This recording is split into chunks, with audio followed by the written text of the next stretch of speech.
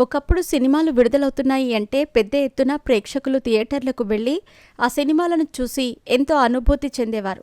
ఒకప్పుడు టెలివిజన్లు లేకపోవడంతో ప్రతి ఒక్కరూ కూడా థియేటర్లకు వెళ్లి సినిమాని చూస్తూ సినిమా ఇండస్ట్రీని ఎంతగానో ప్రోత్సహించారు.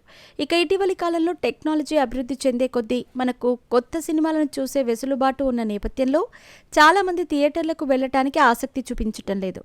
ఇక సినిమా ఫస్ట్ షో పడగానే కొంతమంది సినిమాపై బురద జల్లుతూ నెగటివ్ ప్రచారం చేస్తే కనుక ఆ సినిమా పరిస్థితి అక్కడితో క్లోజ్ అయ్యిందనే చెప్పాలి. ఇక ఇటీవల కాలంలో ఓటీటీలు కూడా అందుబాటులోకి వచ్చాయి. థియేటర్లలో విడుదలైన 4 వారాల వ్యవధిలోనే సినిమాలు ఓటీటీలో విడుదల కాబోతున్న నేపథ్యంలో కుటుంబ సమేతంగా వెళ్లి సినిమాలను చూసేవారి సంఖ్య కూడా తగ్గిపోయింది. ఇలా క్రమక్రమంగా థియేటర్లకు ఆదరణ తగ్గుతున్న నేపథ్యంలో ప్రముఖ నిర్మాత దిల్ రాజు ఇండస్ట్రీ గురించి సంచలన వ్యాఖ్యలు చేశారు.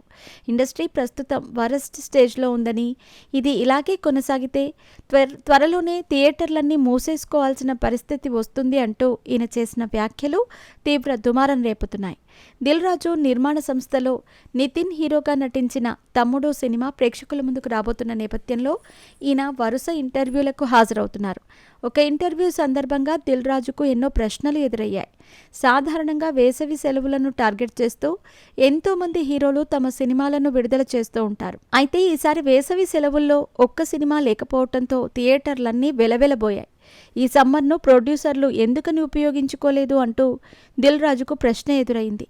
ఈ ప్రశ్నకు దిల్ రాజు సమాధానం చెబుతూ, సినిమా అనేది నిర్మాతల చేతిలో లేదని, ఓటీటీ సంస్థల చేతుల్లోకి వెళ్ళిపోయిందని తెలిపారు.